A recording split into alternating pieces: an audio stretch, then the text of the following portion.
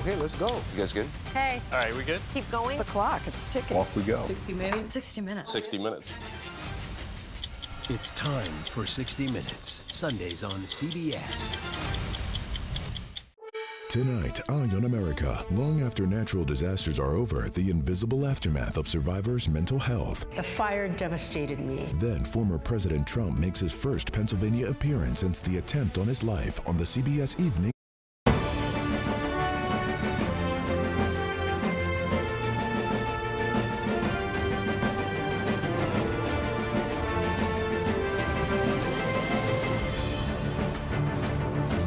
I've ever been asked a question so in such a horrible manner. First question.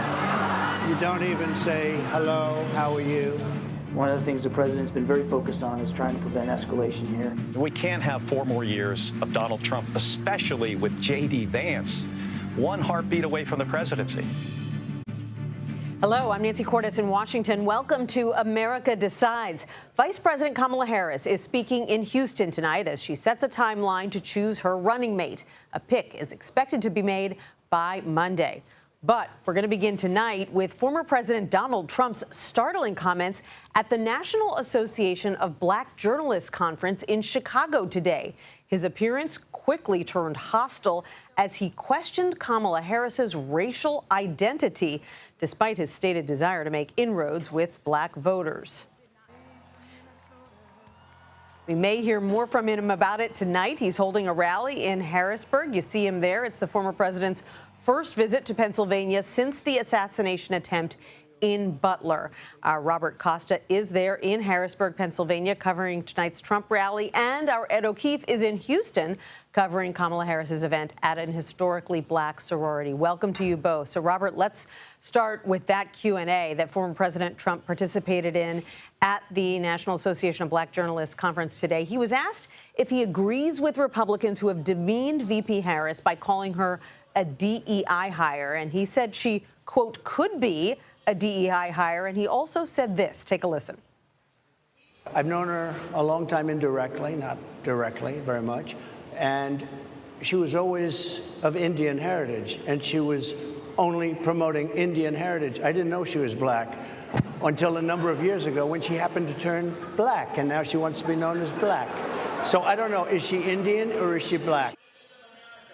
So he said she turned black recently. You could hear people in the room gasping. Robert, is the Trump campaign attempting to do any cleanup tonight after all that? Good to be with you, Nancy. I'm here in Pennsylvania, and former President Trump will be here soon, but it is his remarks in Chicago earlier today that have been seen widely across the political spectrum as incendiary.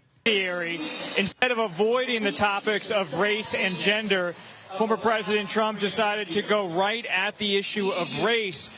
Kamala Harris, the Vice President of the United States, went to a historically black college, Howard University, has long talked in positive and obviously personal terms about her family's journey in this country, her parents, academics and activists, and she has embraced her history, her lineage. And you see former President Trump, instead of talking about the issues, talking about race, and it is something that has set the political world afire tonight. But among many Trump supporters here, there's a relative shrug. This is the Trump they know. This is the Trump they have come to embrace politically. And among the Trump voters I've spoken with here, there's no concern at all about those comments in Chicago. Right. I mean, this is the Trump who made his way onto the political stage by questioning whether Barack Obama was born in this country. Ed, the White House press secretary, Karine Jean-Pierre, was told about Trump's comments in real time in the White House briefing today. And take a look at what she said in response. As a person of color, as a black woman who is in this position that is standing before you at this podium behind this lectern, what he just said, what you just read out to me, is repulsive, it's insulting, and, you know, no one has any right to tell someone who they are, how they identify. That is no one's right. It is someone's own decisions. So that's the White House. Ed, how is the Harris campaign reacting to what the former president said about her today? Well, Nancy, the vice president is headed here to Houston tonight, as you said, to speak to a national sorority here at the convention center in Houston. We are likely to hear more from her once she arrives, but for now, the campaign in a statement has said that the hostility Donald Trump showed on stage today is the same hostility he's shown throughout his life, throughout his term in office, and throughout his campaign for president as he seeks to regain power and inflict his harmful Project 2025 agenda on the American people. They add that he lobbed personal attacks and insults at black journalists the same way he did throughout his presidency, while he failed black families and left the entire country digging out of the ditch he left us in.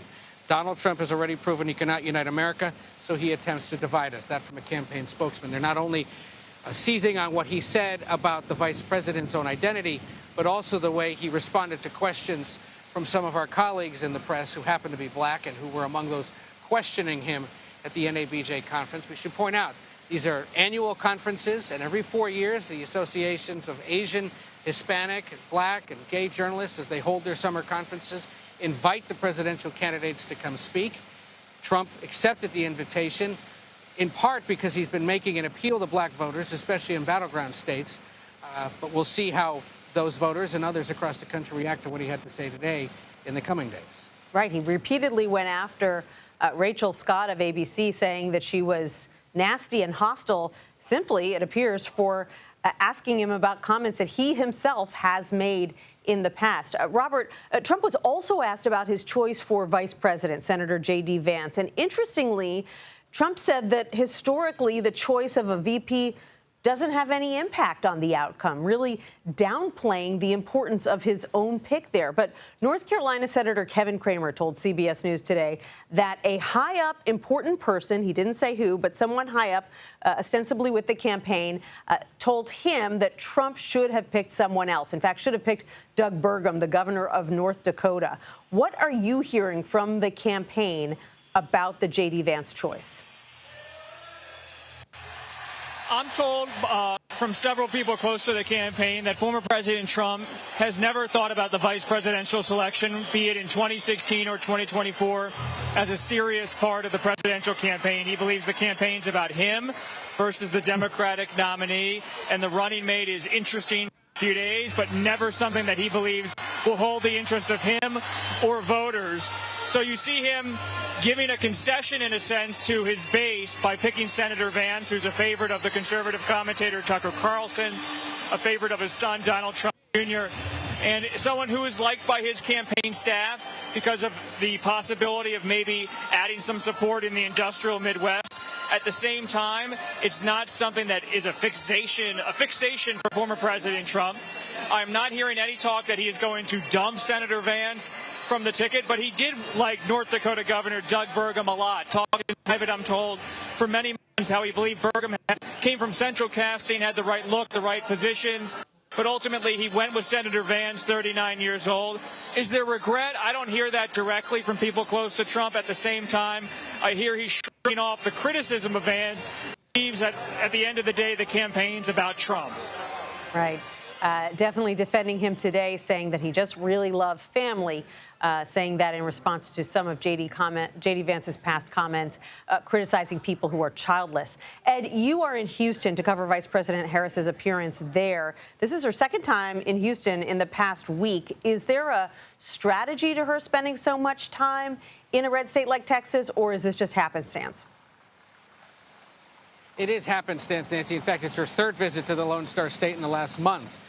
Last week, it was for a previously scheduled appearance at another sororities conference here in Houston, and then she tacked on a visit to an emergency operations center still dealing with recent flooding here. This time it's because tomorrow is the funeral for the late Congresswoman Sheila Jackson Lee, a longtime friend of the vice president, a fellow sister in the Alpha Kappa Alpha sorority, and she wanted to be able to be here for the funeral, which is tomorrow morning.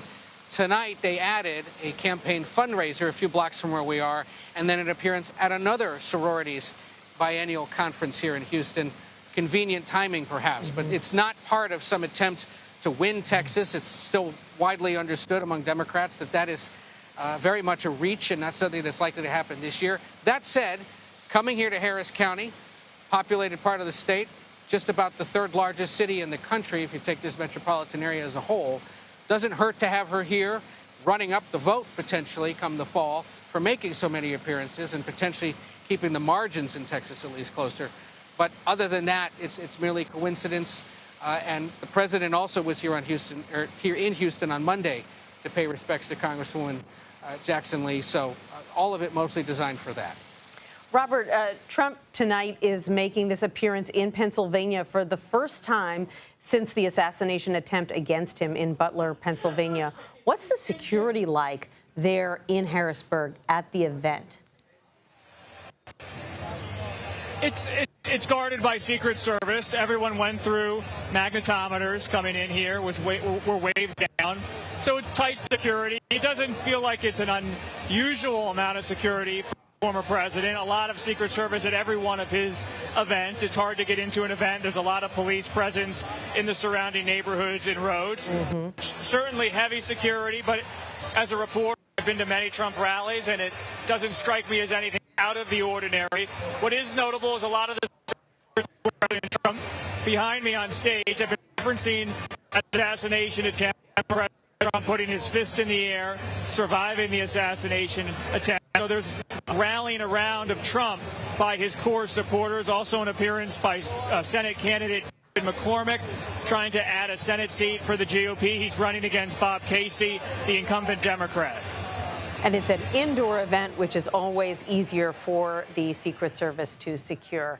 Robert Costa in Pennsylvania, Ed O'Keefe in Texas, thanks so much to you both. Iran's supreme leader vows revenge against Israel after a deadly airstrike in Tehran. The growing concerns over an all-out regional war and what the U.S. is saying about the unrest. You're streaming America Decides.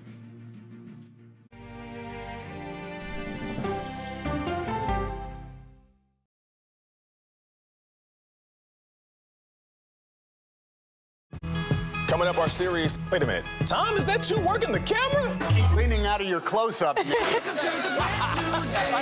Your morning routine just got better. CBS Mornings, weekdays at 7.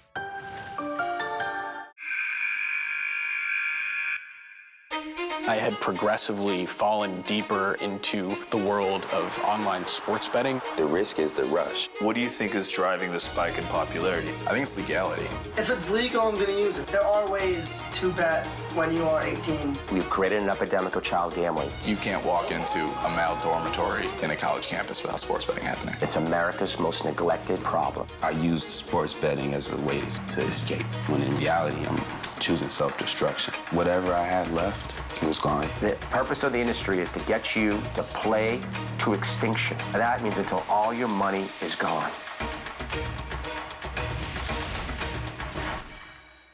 Go to the ends of the earth.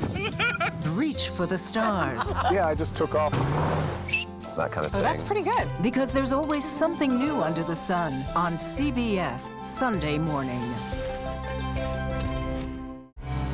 An original documentary from CBS reports. That desired farm, it's a wonderful place to raise children, and it still is. Promises broken. Black Americans have been the target of racism and discrimination pretty much from the time they acquired ownership in the land. Costing black farmers hundreds of billions in generational wealth. They did everything to make sure we were run off that land. But communities are uniting to continue the fight. Collective ownership is powerful. To keep their land and their dreams alive. To watch my children play on land that we own means everything. So land is power. Most definitely. 40 Acres and a Mule, now streaming on the free CBS News app. People with developmental disabilities were once sequestered by the hundreds of thousands in institutions. Many of our fellow citizens are suffering tremendously because lack of attention, lack of imagination, lack of adequate manpower. Disability activists have since torn down barriers blocking them from living at home or in the community. We conclude that Title II of the ADA requires states to provide community-based treatment for persons with mental disabilities. But of the 16,000 people who remain in state-operated institutions, half are in 5 states, and Illinois is one of them. I don't want to live in the institution. It makes me feel discriminated against. do you think there are people living in institutions in Illinois that don't need to be living there? Yeah, because they're proving it as soon as they get out.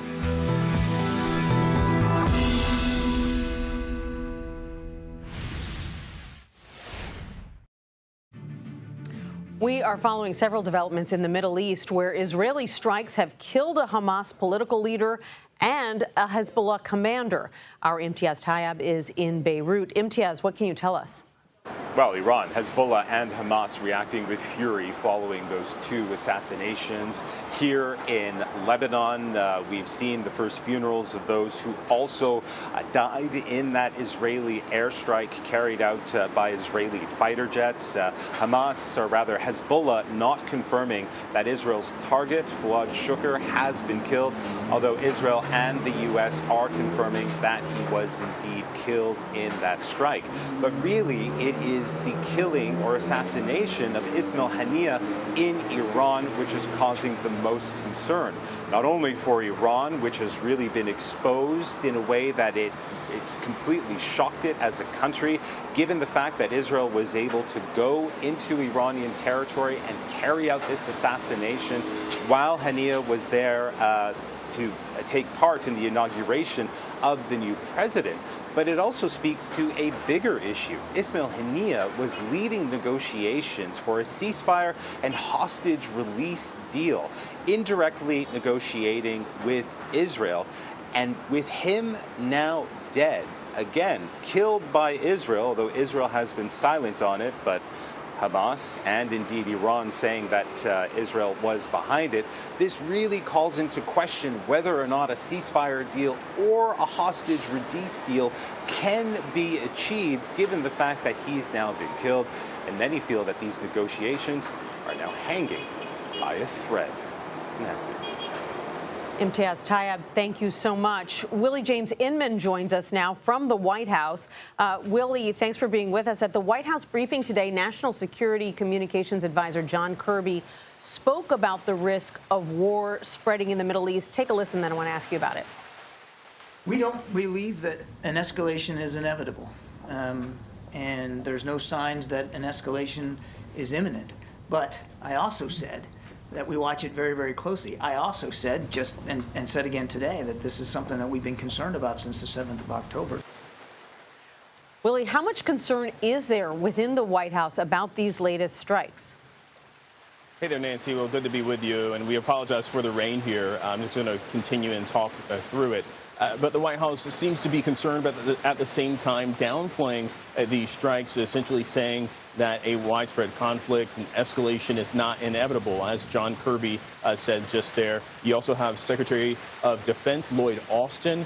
He said as much earlier today while traveling with his press corps. He was asked about this situation as well.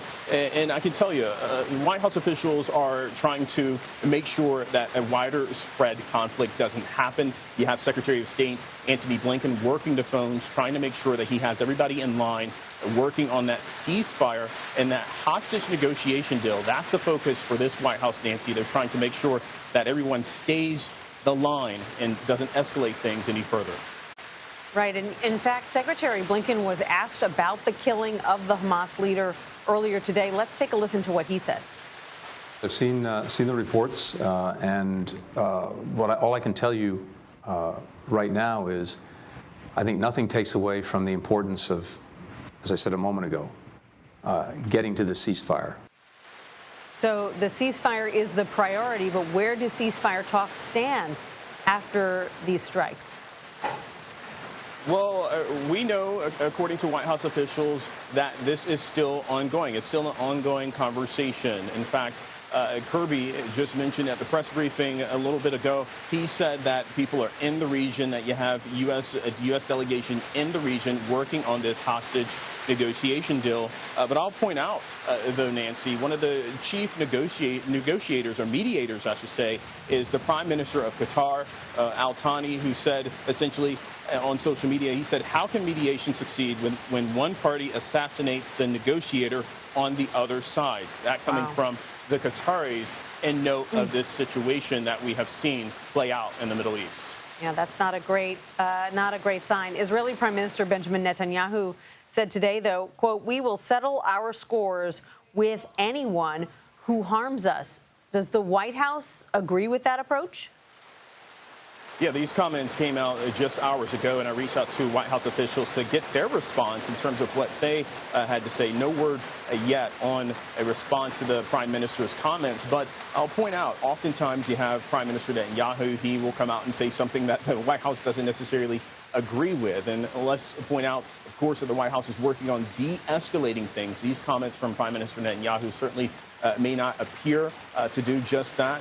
But White House officials and officials within the Biden administration say that they are working to de-escalate the situation, to cool the temperature, so to speak. But these comments probably don't add to that cooling of the temperature, as they've been trying to say that they're doing.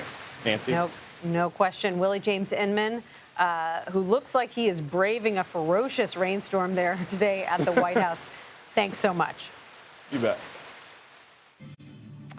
Will voters get to see Vice President Kamala Harris and former President Donald Trump on the debate stage together?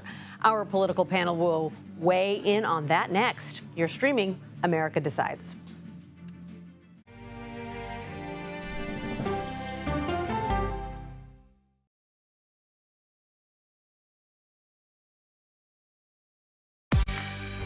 On our places, bright, shiny faces. When you wake up in the morning, we want to be your go-to team. Nate has one of the quickest minds I've ever seen. Tony has a way of making people feel comfortable. Gail has this unbelievable knack to ask the question that you're asking at home. I've been told I could talk to a tree, and that's pretty much true. I don't go to work in the morning. I go for coffee with my two good friends, and we talk about the world. Your morning routine just got better. CBS Mornings, weekdays at 7. It didn't seem like anything could happen, because nothing ever happens in East Palestine, but it did. Authorities released toxic fumes from 5 derailed train cars. Resident, please evacuate. Acute bronchitis due to chemical fumes. Did you ever have these problems before the derailment? No, ma'am. This neighborhood's not safe no more. We can assure the community that there's not vinyl chloride entering their communities. Then why are there so many people feeling these various symptoms of bloody noses or difficulty breathing, bronchitis? That's a hard question to answer. We're talking about one of the most blatant releases of a mixture of some of the most toxic chemicals that we've seen in America. I feel like now I have a duty to warn other communities. If my daughter has to watch me die of cancer, at least it saves someone else.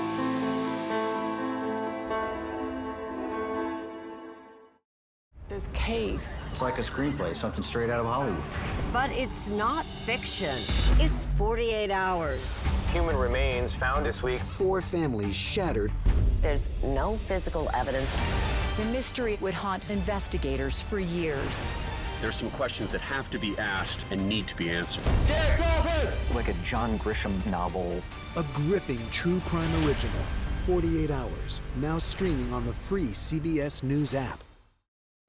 Stories that inform. You can be really old at 60, and you can be really young at 85. Inspire. How do we unlock the power within ourselves to be who we want to be? And brighten your day. The best part of fame is making people feel good. Always send the people home happy. Make every day a little more like Sunday morning. Here comes the sun. Stream now on the free CBS News app. Hello, everyone, and welcome to our Dragon capsule here in space. Sightseers in space, the thrill of a lifetime. Seeing the Earth from space, it was so exhilarating. But the risks that come with the territory. There have been 4 fatal accidents. That's a 1% fatal accident rate. Might make you look before you launch. If you had 1 out of 100 airplanes falling out of the sky, we'd have a public crisis. Space tourism, now streaming on the free CBS News app. Donald Trump says he will probably debate Kamala Harris, but the vice president is taunting him over his refusal to commit to the previously agreed upon date of September 10th. I do hope you'll reconsider to meet me on the debate stage.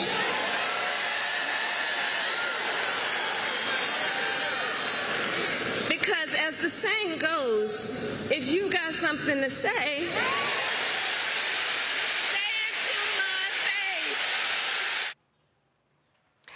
let's bring in our political panel, Megan Hayes and Maura Gillespie. Megan served as special assistant to President Biden and White House director of message planning. Maura is a Republican strategist who served as an advisor to former Speaker John Boehner and Congressman Adam Kinzinger. Welcome to you both. Maura, I'll start with you. Former President Trump appears to be leaving his options open. Why is he taking that approach, and what do you think he'll end up doing at the end of the day? He's going to have to debate her, and I know that's probably not what the Trump campaign wants to commit to right now, but because they need to get their strategy in place right now. Unfortunately, it's all over. They really had an opportunity to streamline their messaging to focus on policy issues that they have with the Kamala Harris ticket, but they have unfortunately decided to go the route of personal attacks.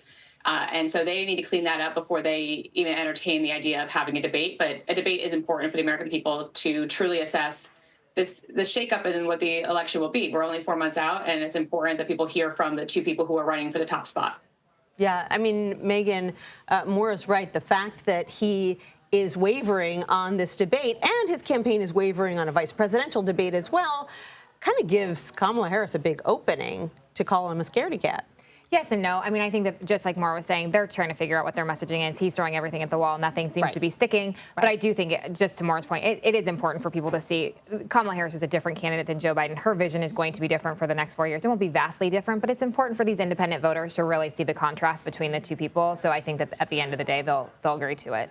I imagine you saw at least part of Trump's appearance at the National Association of Black Journalists conference in Chicago. It was really striking. For some reason, he decided to question Kamala Harris's racial identity. He said that she just started calling herself black, even though this is someone who went to a historically black college when she was in her early 20s. She has always described herself as black and of Indian descent. What do you make of that appearance? Do you think it changes anything, particularly when it comes to black voters? I think he's throwing everything at the wall. I think he's trying to see what sticks. This is coming off the heels of calling her husband a bad Jew yesterday. So this is just, he's making personal attacks. I don't think he knows what's going to stick in a policy perspective from him. I think he's trying to shore up his base because he knows that these independent voters are going to be much more difficult to get now that Joe Biden's age isn't the main topic of conversation. So I think that he is just trying to shore up his base. And I think that that's what his base wants him to hear, is this incendiary, like, divisive comments. So, I mean, it's disgusting and vulgar, but it's not surprising. This is the Donald Trump that we saw in 16 and in 20. He goes after the personal before the policy. Maura, do you think that, this is a former president who doesn't take questions, frankly, from mainstream outlets very much anymore? He tends to go to some of his chosen right-wing outlets. Do you think he just got rattled by the kinds of questions he was getting asked and retreated to a message that's profoundly unhelpful when you're speaking to black journalists? Trump tends to go on autopilot when he is flustered and or feels like he's lost track of what he was supposed to be saying in the first place. And we see that by he makes these similar comments he's always made. He does make inflammatory remarks and criticisms and just derogatory comments towards women especially. And I don't see how this plays well, given I'm getting lots of text messages today about Democrats, the progressives are out to take away Kamala Harris is the most anti-Catholic candidate ever to run for president, and things of that nature. And then on the flip side, you're espousing and derogatory comments that don't really fall in line with the Christian values that you're purporting to represent. I think that there is a real disconnect at the Trump campaign. They cannot, one, control the messenger, but don't have a sense of what the message should be. This is not helpful, especially as Megan and you have talked about, the independent voters, the people who he needs to get on board. There's a small sliver of voters who both candidates really need to try and win over, because both so far have not done so. The Biden-Harris campaign administration and the Trump campaign have isolated this more moderate pool of voters. I want to ask you both about Veep stakes, because it does appear that Vice President Harris is nearing a decision about who her running mate will be.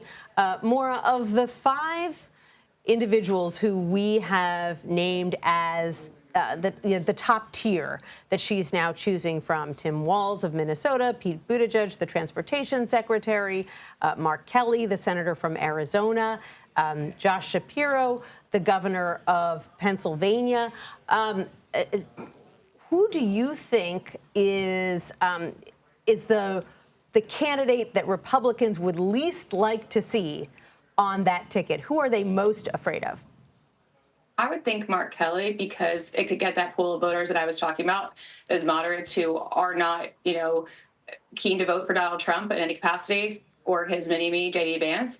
But on the same token, they have not been impressed by the Biden-Harris administration. So somebody like a Mark Kelly could really bring in some of those moderate voters who, care about security and safety with his law enforcement family background. Arizona could potentially be a playable state for the Harris campaign with Mark Kelly on the ticket. I think, his service to our country as a NASA astronaut. There's a lot of things there that I think would be smart for Kamala Harris to look at, and would be a real problem for Republicans to pull some of these voters who are, the Nikki Haley voters, or people who just are not okay with the inflammatory comments towards women, especially. What do you think? Do you agree with Maura that Mark Kelly is most advantageous for Kamala Harris when it comes to reaching out to moderate voters? Yeah, I think all of them fit different criteria that would be helpful to the campaign. I think that the Trump campaign is probably scared of all of them because, again, they don't know where the message is going to land with the now candidate. So I just think, they're still trying to figure things out. So just adding another person to the mix is just going to make them even more chaotic and more chaos. And I think the most important thing here is to name a vice president that's not going to own a negative news cycle like his pick is doing. So I think anyone she picks will be a step above that. So I think that she'll be in good shape there. I was really struck by the schedule for next week. The Harris campaign made it known that the vice president is going to travel all over the country, basically for the entire work week, with her pick when she announces, most likely him, but him or her, starting in Philadelphia, which definitely made everyone go, oh, Philadelphia. I know someone who's from Philadelphia. It's Josh Shapiro. But you don't usually see that. You don't usually see a presidential and vice presidential nominee travel together like that to so many events. Typically, they tend to divide and conquer. Yeah, normally you do one or two events together, but I do think that she's going to take this opportunity to reintroduce herself to the American people and to these independent voters in these battleground states. I think that's incredibly important. She's no longer running as the second to Joe Biden, who everyone knew and had an opinion about. So I do think it's important to introduce them together. People are voting for them together. People also, I think, the VP pick is becoming more important for people, as you saw with Joe Biden's age. The Kamala Harris pick was extremely important. So I just think it's a good opportunity to reintroduce herself and reintroduce the country to the Democratic Party and the future of the Democratic Party. So I think it's incredible to get back into a normal campaign cycle with all these events and enthusiasm. I think it will be great for the party and great for their ticket. Yeah, Maura, on the Republican side, President Trump has been asked repeatedly now about his pick, J.D. Vance. He said today,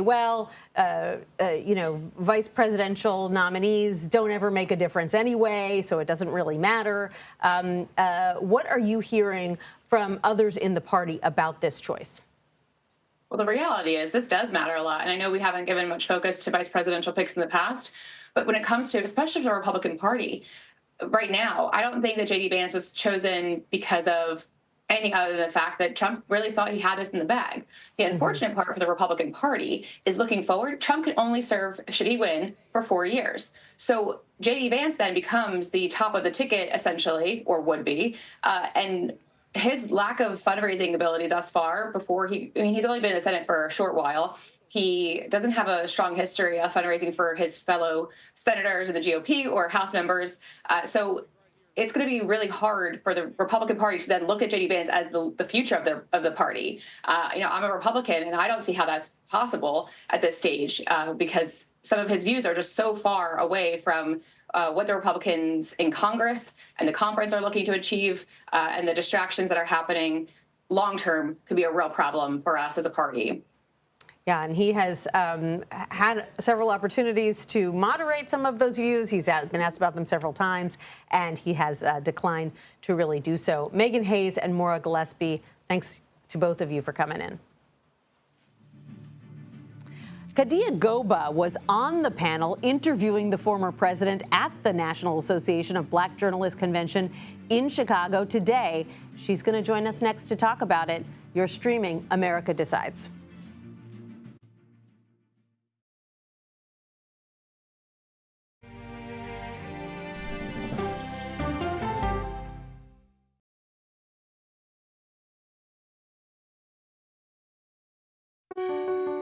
Washington is the seat of power. National security, foreign policy, global economics, every story comes through Washington in some way. We bring some of the most powerful voices in America to the table. We don't just ask the questions, you have to go deeper. We try to understand what's at the heart of the issue we're talking about, to then come forward with solutions. Face the Nation on CBS. The justices ruled that Harvard and the University of North Carolina violated the Constitution. In the aftermath of the Supreme Court decision to end affirmative action in college admissions, uncertainty sets in for some students of color. Affirmative action really gave us an equal opportunity. CBS Reports explores the historic decision and what it means for those chasing an opportunity to change their lives. I knew that college was the ticket to break this cycle. The end of affirmative action, now streaming on the free CBS News app. America Decides is your place for fact-based, unbiased reporting. At the White House, at the Capitol, on the campaign trail. What do you say to those in your party? Any cracks in the Republican Party? Our reporters and our anchors travel the country talking to voters like you about the issues that matter most. Immigration is really a factor right now that are going to be driving your decisions.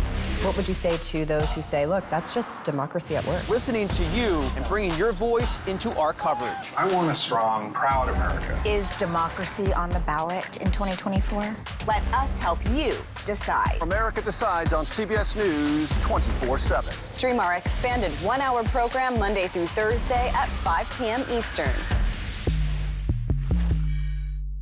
An original documentary from CBS Reports. AI is among the most world-changing technologies ever. Curing diseases, scientific breakthroughs, making lives better. It can help us with medical discoveries, scientific discoveries, doing better agriculture, having cures for things like Alzheimer's. It's also going to really transform the way we work. The uplifting potential of artificial intelligence is limitless. It gives you a friend, somebody to chat with 24/7. That is non-judgmental. He makes me feel loved and desired. And so are its downfalls. The problem with all this AI is that it's unpredictable and uncontrollable. The choices we make now will have lasting effects for decades, maybe even centuries. The ChatGPT revolution, now streaming on the free CBS News app.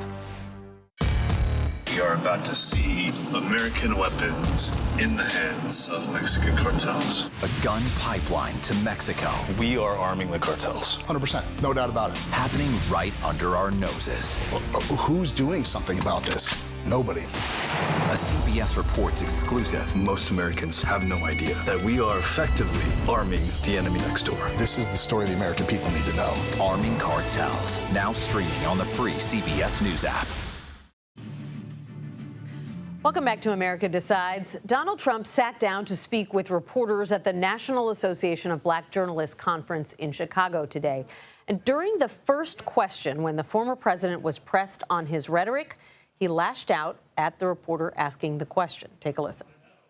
I think it's a very nasty question. I have answered the question.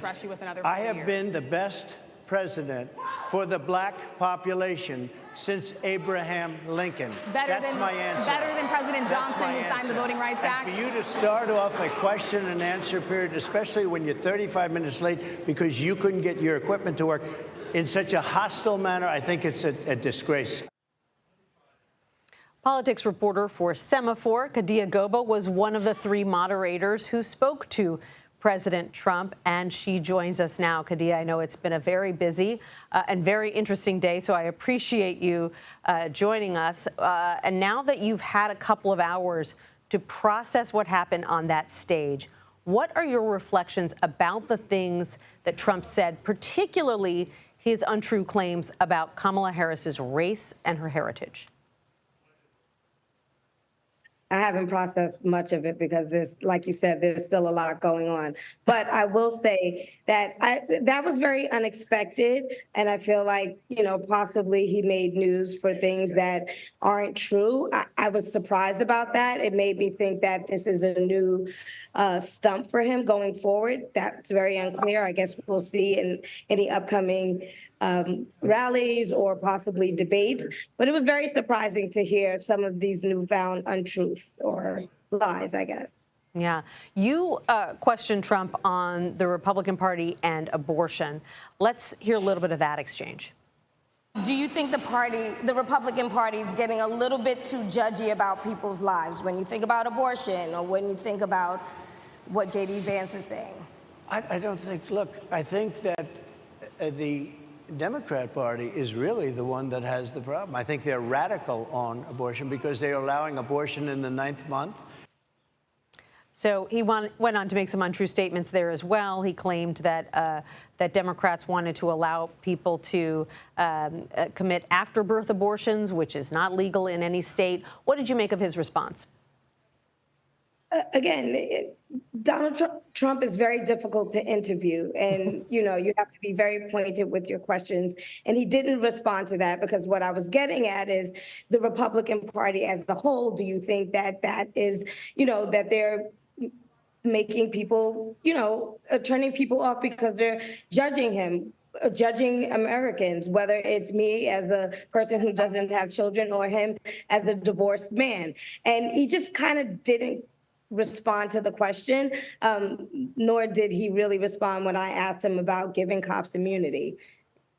Yeah, it was very chaotic up there on that stage. It appeared that his team pulled him early from the full 60-minute panel. I want to ask you specifically, though, about the way that he spoke to Rachel Scott of ABC. She asked him a very tough question right off the top, but it was completely factual. It was about some of the racially insensitive claims that he himself has made in the past.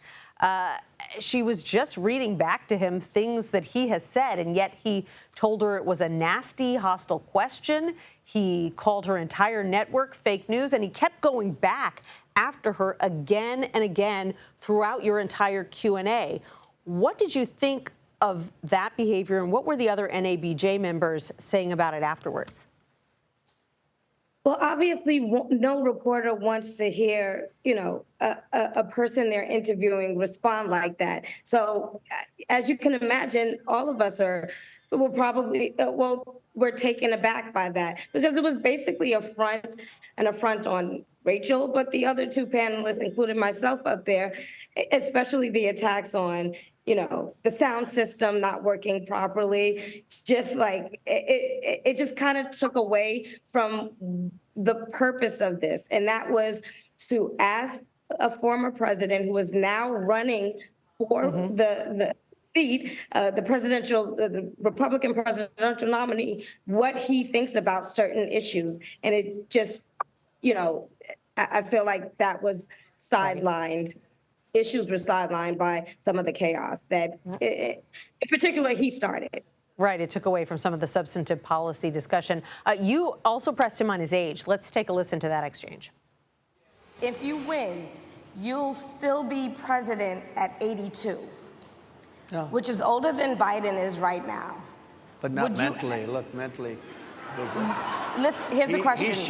He's shot. But most people. Would you consider? Most people.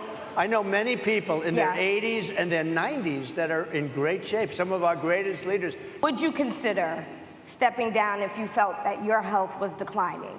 Or would you? Oh, absolutely. And who would make, I think I'd know. How would you make that decision? I think I'd know. But would you consider taking the cognitive test? Mr. President. I would love to and do make it. it public. Well, I've already taken 2 of them, but I'll do it again. We don't have a lot of time left, but why did you think it was important to ask him about that topic? I mean, it is the most, obvious issue at hand.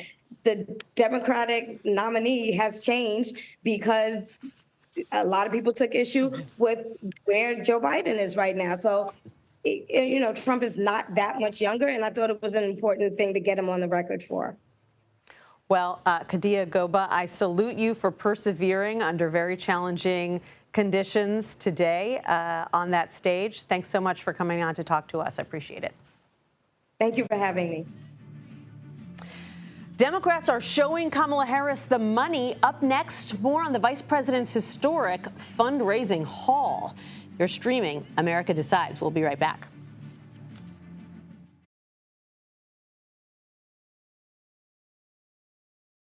Go to the ends of the earth. Right now. We got something crazy. And reach for the stars. Here we are. Time. Yes, it's my comeback. Hey, this is pretty fun. But wait, there's more. Experience thought-provoking, Welcome to the idea of being a human being. innovative, and truly original reporting. Look through a telescope and go, wow. Because there's always something new under the sun on CBS Sunday morning. At this moment, terrorists could be plotting another attack. 9/11 triggered a counter-terrorist system that included a secret database. This person needs a closer look. A growing list of nearly 2 million people, including some Americans who say they're innocent. For 1 hour flight, I have to spend 6 hours to go and come back. CBS Reports explores the system, the people responsible for it, and those pushing for change. I'm not fighting against them. I'm fighting for them to do the right thing. The Watch List, now streaming on the free CBS News app. Don't miss true crime anytime you want, anywhere you go. With the 48 Hours podcast. Real crimes, real lives, real justice. There's some questions that have to be asked and need to be answered. Listen to 48 Hours on Apple Podcasts. An original documentary from CBS Reports. Imagine yourself in Manhattan with no police, no army, no mayor. The people of Haiti stare down poverty, corruption, natural disasters, and violence. 90% of the guns that are used by gangs in Haiti are American guns. But with an unbreakable spirit and eternal optimism. There are days where I cry, but we can't be discouraged. We still believe in Haiti. They're still able to look ahead with hope. Haiti is on the brink of transformation, a radical shift. Haitians are coming together and saying things must change. Fighting for Haiti, now streaming on the free CBS News app. Hey there, welcome to The Uplift. I thought she was a groom, and I stepped back and I went, oh, you're the queen. She's gonna be with me every instant that I'm alive. I just wanted to see if you'd go to Disneyland with me today. I look over at him and he's smiling. I'm gonna remember that the rest of my life. They told us when he was gonna be born, he was only gonna live for 30 minutes. It's really a miracle that he's with us today. The Uplift, stream now on the free CBS News app. When you wake up in the morning, we want to be your go-to team. On our places, bright, shiny faces. I don't go to work in the morning. I go for coffee with my two good friends, and we talk about the world. Your morning routine just got better. CBS Mornings. A CBS News investigation. People looking for love, finding their life savings gone. This could happen to anybody. And sometimes losing their lives. Anything for love. Now streaming on the free CBS News app. Welcome back to America Decides. Former Vice President Kamala Harris is raking in a mountain of cash for her White House bid. Her campaign says it raised $200 million in its first week alone. 66% of that comes from first-time donors. But high-profile Democrats in Hollywood and Silicon Valley are also opening their wallets. Political reporter for the New York Times, Teddy Schleifer, has been following the money and joins us now. Hey, Teddy, it's great to see you. You've been reporting about a group of venture capitalists supporting the vice president called VCs for Kamala. How big is this group, and how are they going about this fundraising, you know, at a slapdash pace, because they've only got a short amount of time here? Sure. I don't think any of the names that have signed this public letter are going to surprise followers of politics. These are longtime Democrats supporting a Democratic presidential candidate. I think what's interesting, and this is a meta point, Nancy, is about the narrative. The narrative has taken hold in Silicon Valley. These are a bunch of, you know, conservative Republicans. You know, obviously we've seen people like Elon Musk, you know, become much more conservative over the last couple of years, and they've kind of driven the conversation. And now we see an effort by sort of not pedestrian people, but typical Democrats in Silicon Valley who are trying to reclaim the narrative that tech is actually a liberal place. And for the first time, we're seeing a spirited debate amongst tech executives about presidential politics, which we didn't see at all during the Trump era when it was kind of forbidden to be a vocal Trump supporter. There has been some reporting that financial firms are being told, hey, if you want to give to the Harris campaign, you better do it right away because there are some SEC rules that prevent certain types of financial firms and employees from giving to a campaign once a sitting governor is on the ticket. And that is something that could happen very soon if Josh Shapiro or Andy Beshear or Tim Walz join the ticket. What are you hearing about that? Sure. So this is actually a pretty common thing at the intersection of technology and campaign politics, where I'll spare you all the details, but essentially, if you are a venture capitalist who has government funding, if you're investing on behalf of a fund that could be a state government pension fund or even some unions, it is difficult to then make a contribution to a person who is running for public office. So, look, I don't think anyone, even at the donor level, really knows exactly what Kamala Harris is going to do or who exactly she's going to choose. But this expectation that, it could be a governor means you want to donate ASAP. While if someone like Mark Kelly were chosen, there would be no possible legal issues with donating next week or in 2 weeks from now. But look, I think a lot of this is buzz and rumor and hoopla. Most major donors are out of the loop, just as anybody is. Yeah, we've got about a minute left, but you've also been reporting about a new super PAC supported by allies of J.D. Vance. What are they hoping to accomplish? Sure. So there is it's pretty interesting. There are a bunch of super PACs this cycle that are taking advantage of a recent rule change that allows them to coordinate directly with the campaign. Now, for people who follow politics in the past, you may assume that campaigns can't coordinate with super PACs, and they still can't on advertising. But on field programs, AKA people knocking on your door saying vote for Trump, you now can coordinate. So what we're seeing now are a bunch of super PACs getting started, including one started by allies of J.D. Vance that are trying to coordinate with the Trump campaign on field. And we got a memo here at the Times that reveals, a $45 million push to start a new group called Turnout for America, which the Trump campaign is planning on coordinating with through November. And we know he's got some pretty deep-pocketed allies in Silicon Valley, most notably Peter Thiel. Teddy Schleifer of the New York Times, thanks so much for joining us. Appreciate it. You bet. Governor Tim Walz takes aim at what he calls weird Republicans on the presidential ticket. We're going to take a closer look at the potential VP pick next on America Decides.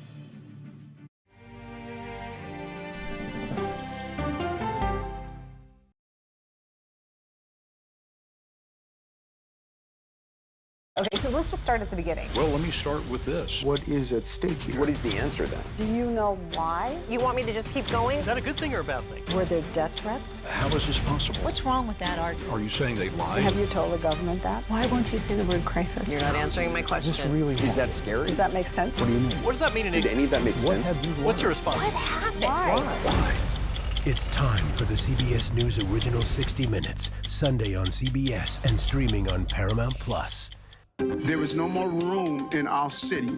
New York City is receiving record numbers of migrants. Today, we're going to have more than 500 adults and children come through that door. Tensions rise as shelters reach max capacity. We don't have to take care of them. CBS Reports goes inside a crisis cities and families are facing as they fight to survive. The United States still has that glimmer of hope for people to come here. Fighting for a future. Now streaming on the free CBS News app.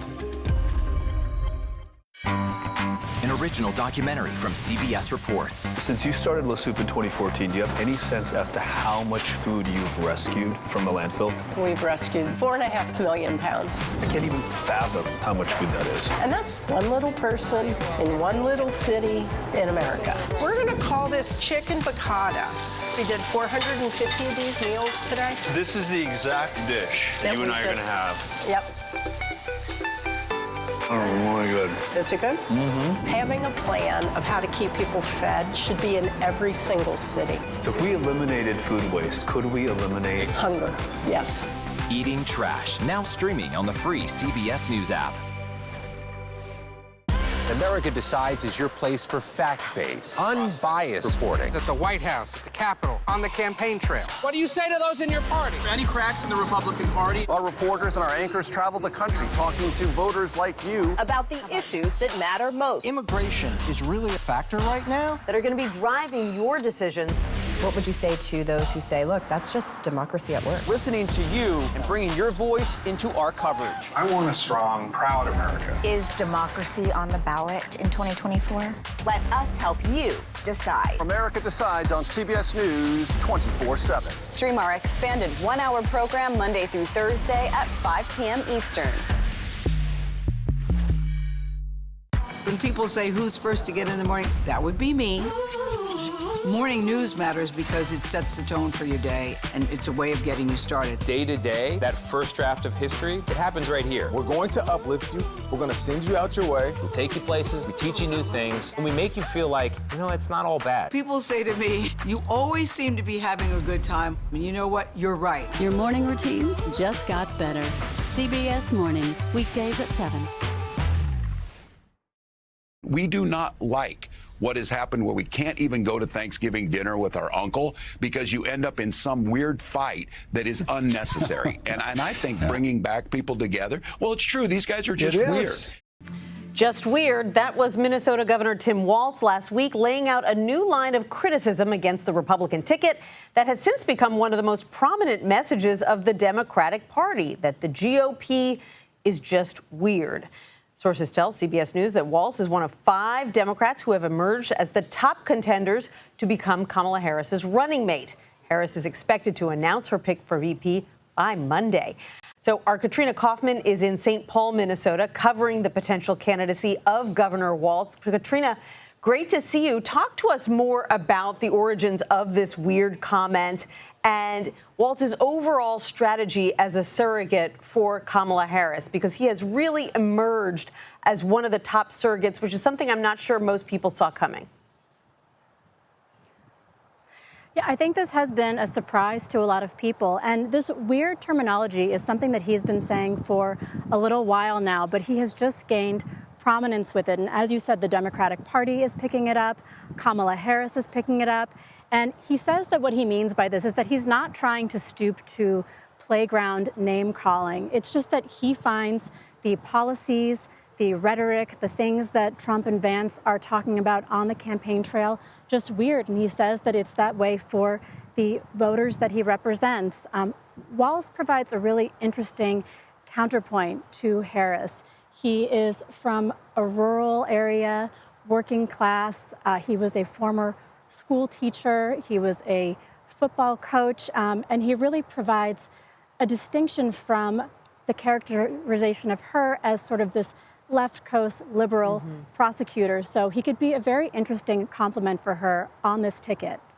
He really could. And, you know, some of the other top contenders for VP were better known than Governor Walz. You had Pete Buttigieg, Josh Shapiro, but he does have some key assets beyond his ability to communicate that some of these other top contenders don't necessarily have. What are they? Absolutely. He has risen to prominence here in Minnesota. He is known for having an extremely productive legislative record, and he really appeals to people as an everyman. He is someone that the party sees as potentially bringing over more of a moderate, working class, rural vote that could really provide a counterpoint to J.D. Vance. Katrina, what would some of the drawbacks of picking Walz as a running mate be, you know, when you're talking about him vis-a-vis some of the other contenders? For one, he doesn't have the same name recognition as some of these contenders. He also comes from a state that has typically voted Democratic. The last time that Minnesota voted for a Republican was back in 1972 for Nixon. But there have been a number of close races here, and Trump and Vance are absolutely making a play for Minnesota. They recently held a rally here. Another thing is that he received a lot of criticism for the handling of the riots after George Floyd. There was a lot of destruction that happened here in Minneapolis, and people feel as though he didn't bring in the National Guard soon enough. So similarly to the way that Trump has criticized Harris for being soft on crime, that could be a potential vulnerability for him as well. Yeah, that makes sense. You know, we're hearing that Harris is going to unveil her running mate now by Monday at the latest. Any sense of how we can expect her to make this announcement? We really don't know, but it's possible that she will follow suit with how Trump and Biden have been announcing things. Biden, when he decided to step out of the race, posted on X. Trump announced Vance as a running mate on social media, so perhaps this is a way that she'll go. What we do know is that she is going to hit the ground running with this VP pick. Starting on Tuesday in Pennsylvania, she has a battleground state tour set up. Yeah, she's got 7 states that she's hitting with her VP pick in 1 week, so they're going to be spending a lot of time getting to know each other even better. Katrina Kaufman in Minnesota, thank you so much. And that does it for today. We'll be back with another edition of America Decides tomorrow at 5 p.m. Eastern. The Daily Report with John Dickerson starts right now. Have a good one.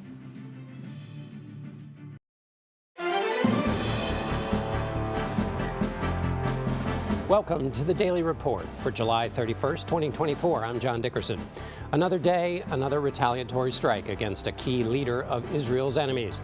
A top Hamas voice killed in Iran as diplomats